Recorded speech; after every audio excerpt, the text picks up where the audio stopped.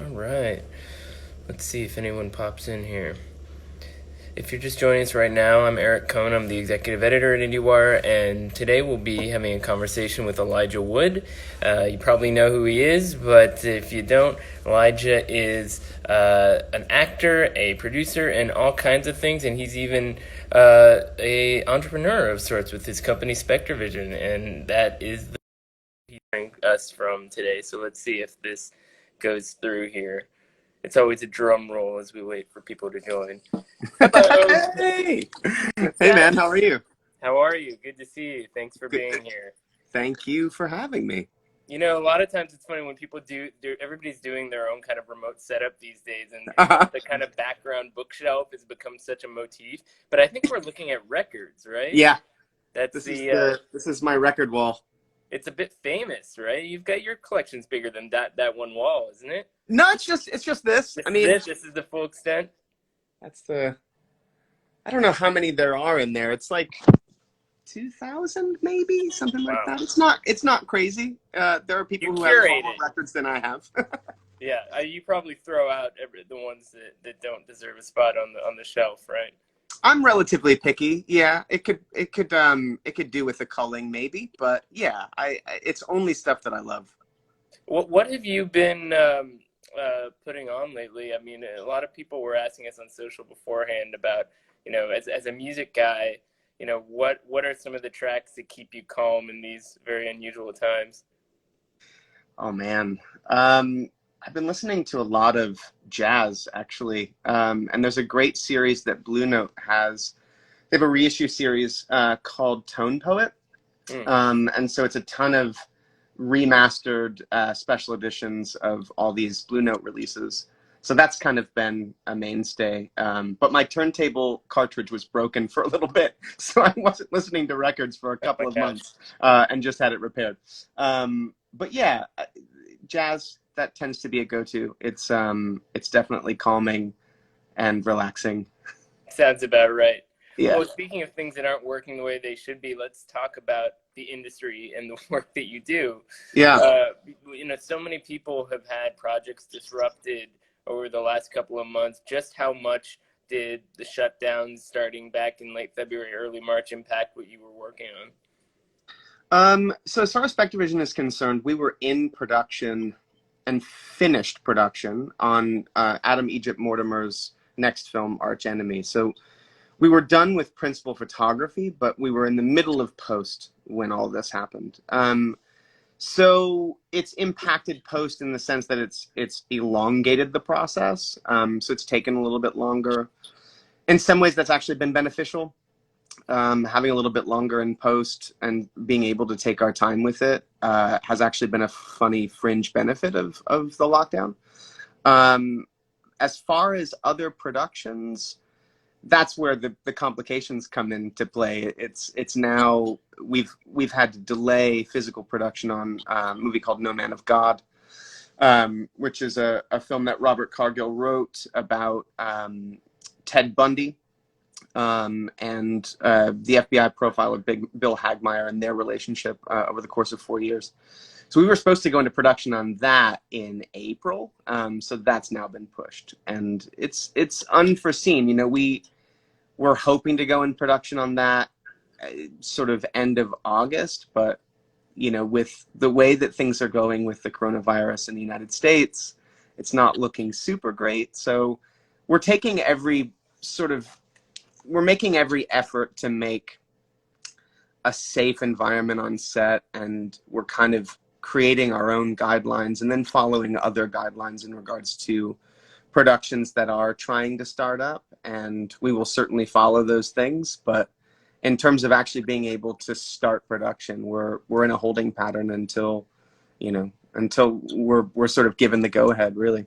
So you were all set in the mindset of Ted Bundy of all people, and then just had to hit pause on that. I'm not playing Ted. Okay, that helps. That helps take the edge off. It definitely does.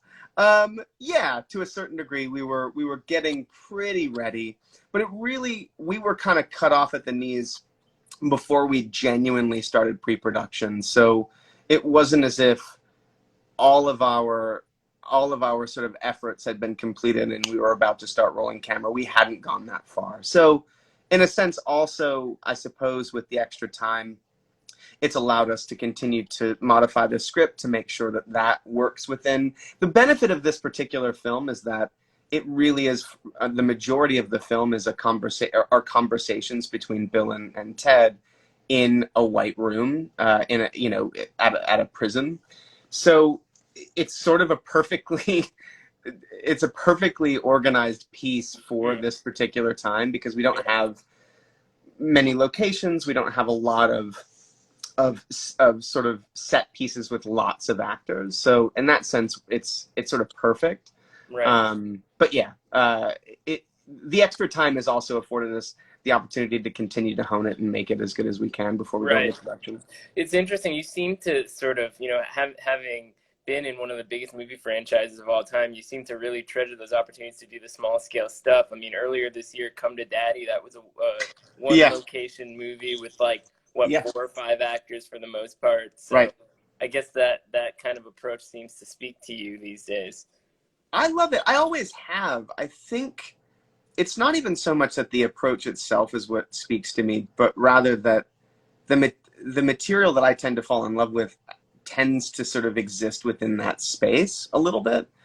And it's not by any kind of fine design. But I suppose the fringe benefit of it is that I do like working on things that have an intimacy. The great thing about independent cinema, as you know, is it's a scaling down of the crew and the general scale of everything to this really great space of intimacy where there are only so many people, and all the people that are there because they truly love the project and want to see it come to life in the best way. So it feels, there's a sense of collaboration that sometimes is lost at a larger scale. And I like working in that space. But it also just happens to be that a lot of the projects that I fall in love with as an actor just tend to be on a smaller scale. Right. Well, you know, they're the films that take a little bit more risks, I suppose. Yeah, well, it's interesting because I've heard you talk about Lord of the Rings in the past as sort of feeling like an independent film because of some of the things that you've described. And, you know, that story was in the headlines most recently because it sounds like they got the go-ahead to keep shooting that series out there. And I'm super curious to know, you know, your armchair analysis of this, you know, story soldiering on in these unusual times. It's fascinating. Well, I'm super fascinated by what they're doing with, I mean, they're calling it Lord of the Rings, but I think that's slightly misleading because from what I understand, the material that they're working on exists chronologically far further back in history in the lore of Lord of the Rings or Middle Earth than any of the characters that are represented in Lord of the Rings specifically. So it sounds more like Silmarillion kind of era, not to get nerdy, but like the second age of Middle Earth or something like that. So, so in that sense, I'm just curious what the storytelling is going to be. It's clear that the world is Middle Earth, and I'm glad that they're shooting in New Zealand because it really feels like there will be a visual continuity with what we had all done. But you know, it's no surprise that they're about to start shooting again, or that they have the go ahead because New Zealand conquered this thing, and they're completely coronavirus free, which is amazing. It's sort of one of the few places on the planet right now where that kind of thing is possible. So I don't know. I know about as much as you do as far as what they're doing with this material, and I'm just excited. I mean, I'm curious. Did anybody reach out to you, say, hey, could use your creative insight into playing in the sandbox? No, I've not heard anything. I think they've definitely consulted with Peter, and I'm assuming they've sort of mined the various resources of the folks from the creative team. But as far as I've not spoken to anybody there. That's too bad. I feel like, you know, you've lived with this thing for so long. It seems like you have some insights. If they asked you to come over there and, you know, pop into the, you know, corner of a frame or something, would you be down to do a cameo at least? Absolutely. I mean, if there was a world in which that made sense and was organic to what they were doing, look, any excuse to get to New Zealand to work on something. Your I'm come to daddy absolutely there. director's out there, right? What's that? Your come to daddy director is out there. Yeah, Ant Timpson. Exactly. Yeah, he's based in Auckland. So, all right, Lord of the Rings portion over. Here's Okay. something I'm super curious to hear from you about. Having done the projects that you've done over the years and having visibility that you have, I'm sure a lot of interesting things come across your desk. What's like the weirdest project that someone ever brought to you and was like, you'd be perfect for this, and you were immediately sort of baffled by it? The weirdest one, the details of it are a little bit blurry now because it's been so long, but there was a project that someone in sort of the indie financing and film sales, I don't want to name names, got really excited about it for me. And it was a film about, I think, me as an actor. So I would be playing myself getting, I think I was kidnapped, and there was some Lord of the Rings reference as well. It's really, really scant. Like, I can't remember a lot of the details, but it would involve me playing myself, and it was super madcap, like really ridiculous. Not something that appealed to me. And honestly, the idea of playing myself in a movie is uncomfortable already. Yeah. But this was like very referential to Lord of the Rings and to Frodo, and I want to say that there was like a Daniel Radcliffe thing in there. It was super insane. Uh-huh. And I think it was a pair of European directors. And yeah, anyway, the dude that was proposing it to me kind of wouldn't let it go for about a year. Was very excited about it and thought it would be brilliant. And I was like, this is not something I want to do. This is a terrible idea. Sorry. It sounds like a poor man's Charlie Kaufman kind of a thing. Kind of, but it was, yeah. It wasn't as clever. And I want to say that there was a kidnapping element to it, but it's been so long since I read the logline that I can't remember. I'm also curious about, you've been several years into SpectreVision, which is the feed you're using for this conversation right now. Yeah. That supported some really wild, fun movies and launched some careers. I mean, Anna Lily Amirpour, getting Girl Walks Home Alone at Night off the ground, that was a pretty big deal for you guys. Yeah. And Yeah. I'm wondering how your experiences, even if, for the most part, you don't cross the streams, so to speak, Mm-hmm. your experiences, seeing how projects come together and the different kinds of expectations put on them informs the way in which, as a producer, you look at different kinds of projects. And if there are, some interesting recent examples of stuff like that, you really felt like this was something you had to get involved with to make sure it could even see the light of day in the first place. Oh, wow. That's such a great question. It's funny because it feels like in some ways our reputation thus far is that we are the ones that take on the really difficult projects that no one wants to make. Right. For better or worse. And frankly, I'm really proud of that. I mean, a good example, well, a little bit further back, something like Jim Hosking's The Greasy Strangler is a really good example of that. That's a movie that literally took a group of us. So it was essentially self-financed because that was it was far too weird. There was no sort of traditional place that we could take that. Jim had done short films, so he had the work to show for himself. He's an incredible director, and his shorts are beloved. But trying to get financing for a movie that is as weird and as gross and doesn't sort of fit into any specific genre was going to be a difficult uphill battle. So it was literally just a group of us, Tim League, Ant Timpson, SpectreVision, all of us kind of together saying we're gonna rally behind this filmmaker because we believe in him. But I mean, I feel like a lot of our films are that story. They just take on there's a different process for every one, and we don't really have a go-to spot for financing. We don't have a film fund. We don't have any slate financing. So every single film is a different process in regards to getting it put together. And some take longer than others. Mandy took about 5 years to put together. Color Out of Space, Richard Stanley's Color Out of Space, took about 4 to 5 years to put together. Right. And And both we, of those filmmakers, they don't make movies, every day. So, right. in fact, I would love to hear if you have any updates on Panos Cosmato's next film, because I know many Mandy fans out there are probably waiting with bated breath. I'm not sure what he's got. He's got a few things lined up that he's working on. One of which we are working on him with, but it's in its earliest stages. So I can't really speak to it, Yeah. but it's great and potentially has the ability to be a trilogy, was how it was initially pitched. So we'll see how that comes together. We have another project that we're working with him that won't be in the film space. So that's another thing that we're developing with him. So he's busy. He's got a lot of things, but he takes his time, and rightfully so. He's not someone, same as Richard, actually.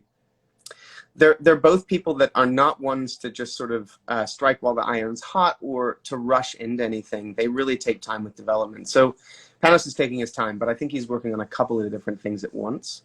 Yeah.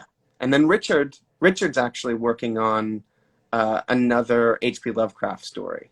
Oh, wow. He's on a tear. He is, yeah. He wants to do 3 films. He wants it to be a sort of trilogy. Interesting. Everybody's into trilogies these days. You know what that's like. Yes, I do.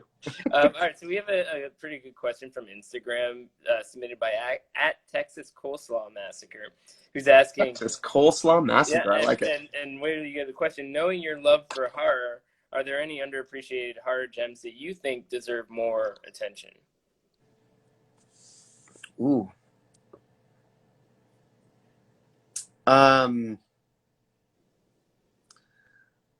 Elias Marriage's Begotten is a real favorite of mine.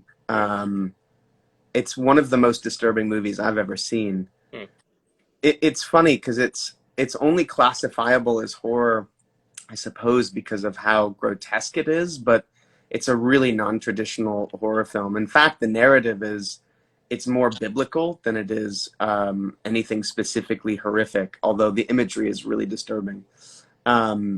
That was a discovery, literally, like, this doesn't really happen anymore because we don't really go to big box DVD stores anymore and search the aisles. It feels like that is an old time that doesn't exist anymore. But I remember back at the Virgin Megastore, which would have been in like the early 2000s, late 90s, my sister and I were walking around the aisles, and on the end cap of one of the aisles, there's this movie Begotten, and it just looked it was a black and white image on the front, super disturbing looking image, and just the sort of pull quotes for the reviews for the film were really intriguing. And so my sister and I took it home. We got about 20 minutes into the movie and I had to turn it off. So I didn't finish it for a while after that because it was so disturbing. That's a really special film. And Elias is such an incredible, enigmatic filmmaker, and so brilliant. He's another one that doesn't work. He hasn't made a film in quite some time. I think Shadow of the Vampire was his last film. He's really talented. But that particular movie, the story behind it is just fascinating. He shot it all on film and then ultimately degraded the film himself, took the film strips, degraded it physically through various processes, and then redigitized it. So it has this really incredible handmade process that is painstaking and singular. So that movie is really great. That's very cool. And I love those anecdotes about roaming the blockbuster aisles, Oh, man. No real equivalent these days, right? I mean, you can turn on your Netflix queue and kind of sift around, but it's not quite the thing. It's not quite the same, no. And the algorithm doesn't necessarily point you in directions that are off the beaten path. I think what's interesting about going to a video store is you might get a recommendation that is not something that you would typically check out. And I think that sort of the human aspect of curation and of people who know their shit about cinema, who can go, well, you like this, but try this. That just, the algorithm is not capable of doing that in the Right. same Not way. yet, anyway. Not yet, not yet. It's a little Hopefully it'll creepy to get think there. about what it takes to get there, but it actually raises another good question for these times, which is what you have been watching. Have you had any binge projects or anything like that that you've been doing with the extra time indoors? So I was trying to think about that before this. It's weird, man. It's now 4 months, right? Yeah. It's now kind of a blur, and it's weird to think about the fact that we all went into this time in March. It's now July, and it feels like there are sort of like specific eras even within the last 4 months. I don't know if you feel the same way, but the first month really felt like there was a sort of novelty aspect of it, of like forced vacation. And that's when people were baking bread, myself included. Like Right. I got super into sourdough, making my own starter. Um, I'd always wanted to do that. So that literally happened. Got really into Animal Crossing on the Switch. That became Uh-huh. like its own era. And then as far as watching movies, that's been tough. We haven't watched a lot of movies. We have a 10-month-old child, so that also takes up a fair amount of our time. So the things that we watched, we binged, and this is not movie related, but we binged the Chicago Bulls documentary. Oh yeah, The Last Did you? Dance. Oh my God, Yeah. that was incredible. We also watched all of Normal People on Hulu, which was really incredible. The Irish series based on the novel. Yeah. And then as far as films, watched Parallax View for the first time, which was incredible. Watched Serpico, which felt very timely. Hadn't seen that in a long time.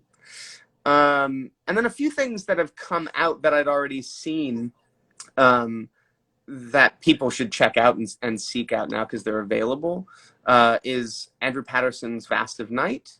Hmm. Have you seen it? Yeah, very cool movie. Man, that film's really incredible and such an amazing debut from a really exciting new filmmaker. Yeah. And then I haven't seen it yet, but I'm dying to see The Wanting Mare as well, Oh yeah. which I think premiered at the Chattanooga Film Festival's Right. online edition, which Yeah, was I know, pretty. fascinating fantasy. Again, it's fantasy storytelling, but on a very small, sort of contained Yeah. scale, which is very interesting. Mm. You've done TV to some extent. What is your sort of relationship to the TV versus film question and the various kinds of roles that you play, especially at this particular moment when it seems like we don't really know what the new normal is going to be like when we get to the other side of all this. I know we really don't. There's so much uncertainty going forward. As Speaking as an actor, there is no real difference. I mean, obviously there's the time commitment, but I don't know. I think we go where there are interesting roles and there are stories to be told, and if those things are happening in television and less in film, I don't necessarily have a preference. Honestly, I just like to be a part of interesting storytelling and to work on something as an actor that is challenging and fun and interesting. So whether that's a film or TV, it doesn't really matter to me. Well, you also like to be on sort of the front lines. I mean, got to know you at various, horror film festivals and see you sort of like making the rounds in that respect. And that's the other thing that's sort of this open question now is like these movies could still get made at some point, but we don't have right now the sort of that platform for them. Yeah. And that must be something that you've been feeling as well. I mean, you're on the board for the Overlook Film Festival, which had to postpone this year, for example. Yeah, and Fantastic Fest as well, and which was also just postponed. That is interesting. The landscape going forward is super uncertain in regards to where these films are going to live. At least prior to this, there was the opportunity for a theatrical release for these movies, even if it would be small and boutique. The Alamo Drafthouse has been a great supporter of independent, smaller films. They were really supportive of Come to Daddy, for instance.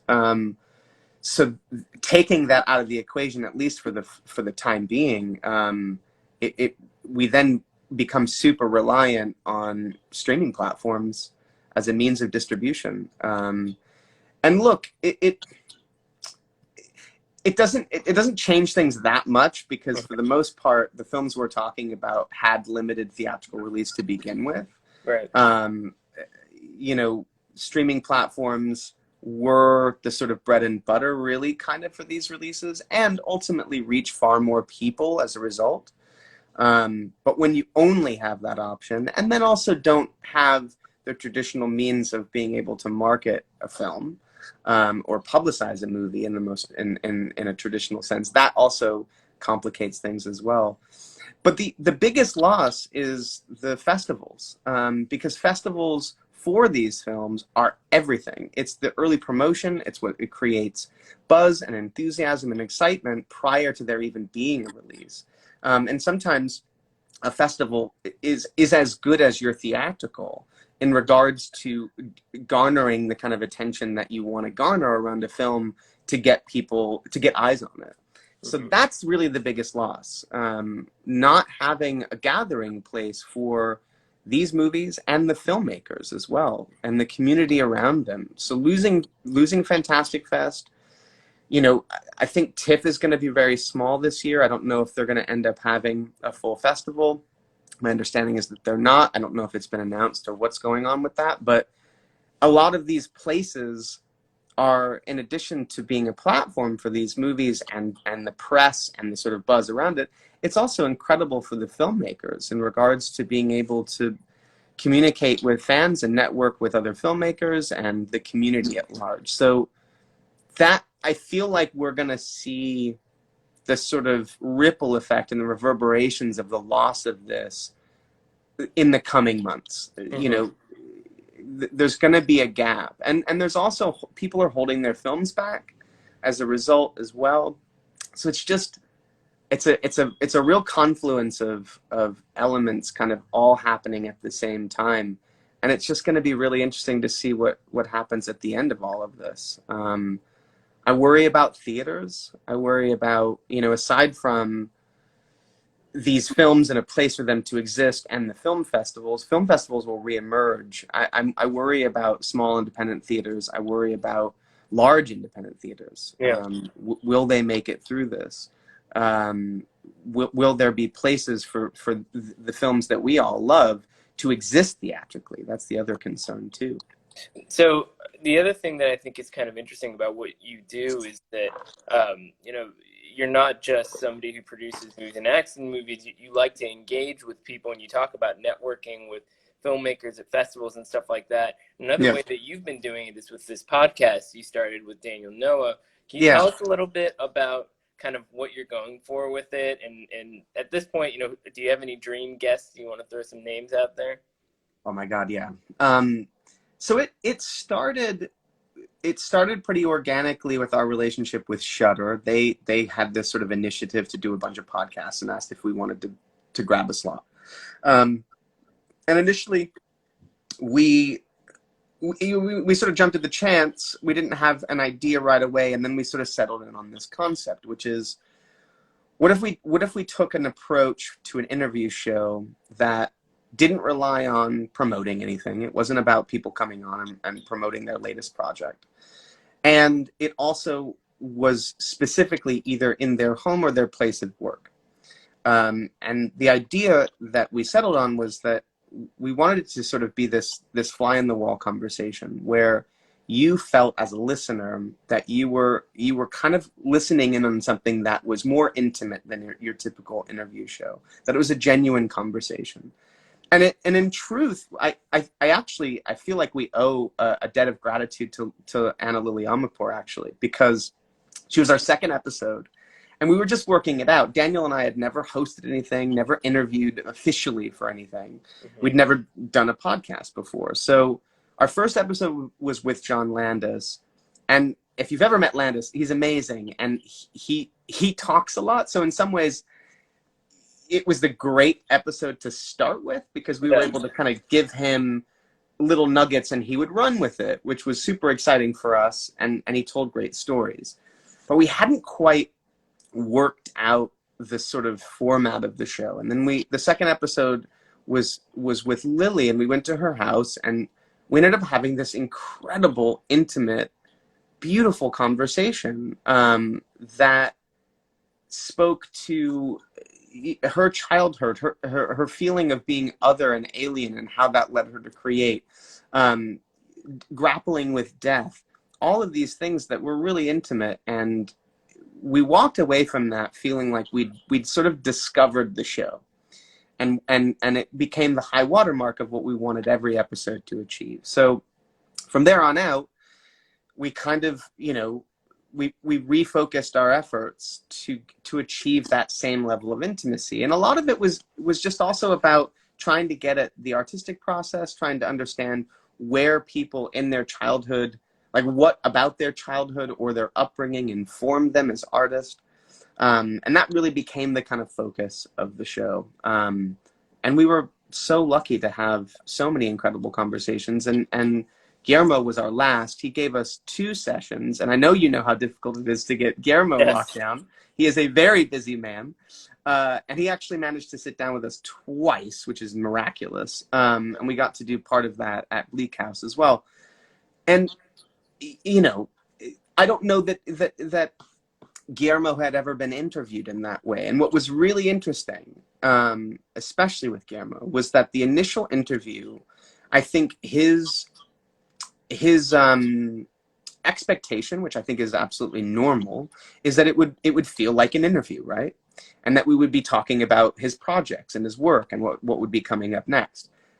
But I think he was thrown off that wasn't what we were interested in. We weren't necessarily interested in analyzing each individual project, but rather the person. Who are you, and where did you come from, and what was your childhood like, and what led you to create? And I think our second session, it had clicked with him, and you all right there? Yeah, sorry. There's a weird color thing that happened. That was amazing. Yeah. Pretty. But in our second sit down, I think in the time that passed, he actually was able to understand what it is that we were trying to do, which was incredible. And so, yeah, we're desperate to do a second season. We haven't started it yet. We can't right now because of lockdown. It really, it's not something we can do over Zoom. It's not something that we can do over the phone. It really, or like this. Right. It demands a couple of hours in someone's home. And that's where because the idea is really for you to forget the subject, to forget that they're being interviewed, to forget that they're being recorded. And then the kind of, the barriers come down, and there's a genuine conversation. So as far as dream guests, my God, I mean, our list for the first season was massive. Chris Cunningham, I don't know if you know who he is. He's an incredible, he's a video director, and he actually started out in physical effects. He worked on Alien 3. He actually worked on Richard Stanley's Dust Devil, I believe. So he worked in physical effects, building models and things like that prior, and ultimately became the sort of de facto genius hired by Warp Records, and did all these incredible Aphex Twin videos and so on and so forth. So he's a genius that we would just love to sit down with. Jordan Peele would be incredible. I find his trajectory so fascinating and so thrilling, to go from, this extraordinary comic genius. Key and Peele is such a classic sketch show, one of the greatest of all time, I think. And for him to pivot, and it's interesting, if you go back and watch old Key and Peele episodes, he talks about horror on the show. He made he was always very clear about his love of horror. Right. But to pivot from that to become this sort of genre leader is just incredible. And so I'd love to know more about his life and his upbringing. And so there's Pendleton Ward is another one. He's another kind of enigma. This guy who started, Adventure Time is such an extraordinary thing for kids, but also for adults. More recently, Midnight Gospel. I don't know if you've seen it. Midnight Gospel is a work of staggering genius. I didn't know that. That's a podcast, that inspired the show. Duncan Trussell, right? Didn't know about it until I saw it, but then, it makes a lot of sense, and yet kind of works on its own too. It totally does. So yeah, I'm. Needless to say, we have a pretty giant list Pretty good of list, though. people. I think you can pull this off. These are not you're not putting Spielberg on there yet or anything Not like yet. that. So, Not one yet. step at a time. Well, you've been really generous with your time. I want to make sure to get to a few, just one or two more questions Sure. here. Another one that came from social media. Speaking of working in other media, and you mentioned this already, but on Instagram, someone named Ariana wants to know who's your favorite villager in Animal Crossing. Oh man. And by the way, I've Um, never played this game. I don't know what that means, so context is always appreciated. I'm gonna be so disappointing to her. I don't remember the name of the villagers, and it's because I actually, and this is, I guess it's a little insight into what kind of island manager I am. I don't really spend a lot of time like working out those relationships, and you're kind of supposed to make sure that they're happy and that they're kind of taken care of. So I just don't really pay attention to them, so I don't have a favorite. It's pretty awful. What a weird world we live in right now. It Uh, is. That's actually been an amazing escape, though. I will say, when the news is dominated by predominantly negative news, and we are in this uncertain future together, to sit down and play something that is as escapist and as pleasant and as sort of almost zen-like as that game is, because all you ever do are plant trees, pick fruit, sell fruit, fish. Like, it is the most mundane but satisfying activities.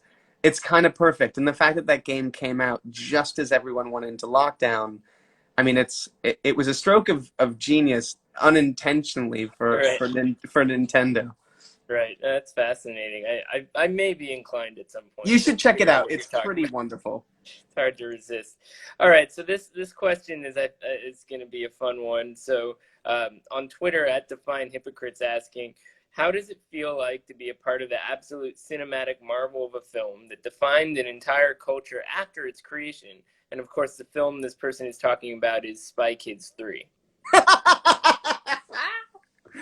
um.